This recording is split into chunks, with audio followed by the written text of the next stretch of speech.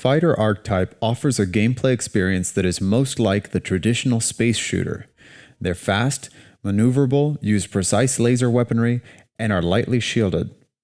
The biggest deviation from the standard is in the highly flexible ways that they can manipulate their heat and energy pools, but we'll get to that in a moment. First, let's talk survival. If we imagined a rocket is heading straight for our ship, every archetype will have their own method of dealing with it. An arsenal might blow it out of the stars with their proactive defenses. A grappler might charge straight through it and siphon their shields back with their short-ranged weaponry. A caster might just bat it away, and a rogue will hope the rocket's been fired at one of their decoys. So what would a fighter do in that scenario? Fighters are the most mobile archetype in Ring Runner.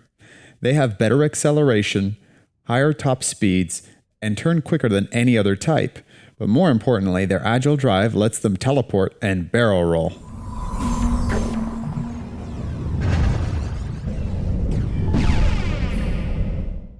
This ability is triggered by flicking the right stick in any direction, just like any other archetype ability. The application of this ability is fairly flexible. Maneuvering like this allows you to dodge rockets, hunt down opponents, or strategically retire from combat.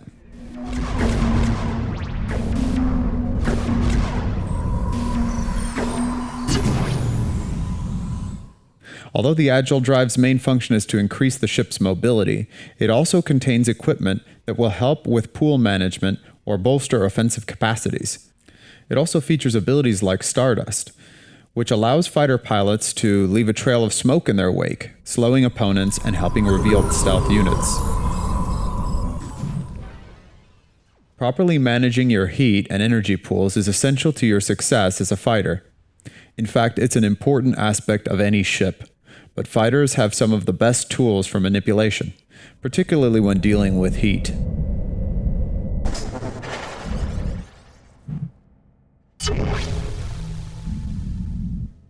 While energy is a pool that you draw from, you build heat as you apply afterburners, fire lasers, or put on the space brakes. The synergy between the two pools is entirely dynamic and dependent on your equipment.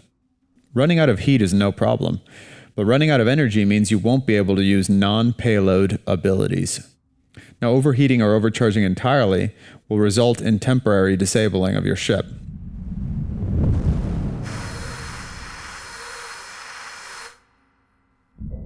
Heat management for other types of ships may be all about keeping it cool, but fighters will often want to run hot. Their advanced heat sinks allow them to harness the energy generated by the heat, turning it into plasma trails,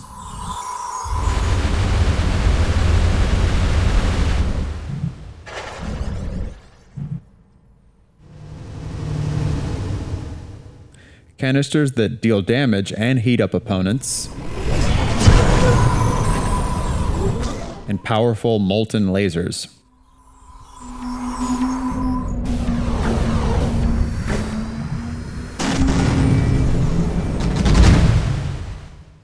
But most of the advanced heat sink abilities are active, meaning that although a fighter will be more powerful when running hot, they're still susceptible to being overheated. And you may not have the shielding and hulls to survive standing still for a couple of seconds as a fighter pilot. This leads us to the third fighter type node, the fixed cannon, which offers a wide array of laser weaponry.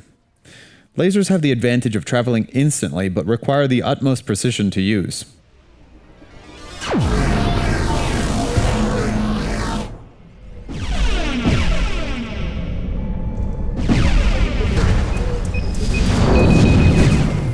But the fixed cannon offers other attack styles, like the powerful pulse cannon, which can be rapid-fired or charged.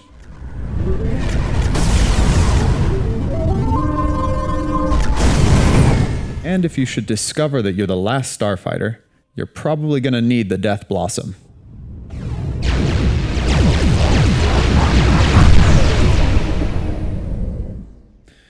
Although this is the fifth and final Archetype Spotlight video, the nice thing about Ring Runner's endgame is that players are not really bound to the archetypes. 80% or so of the highest rank hulls are hybrids, which mix two or more of the archetypes together.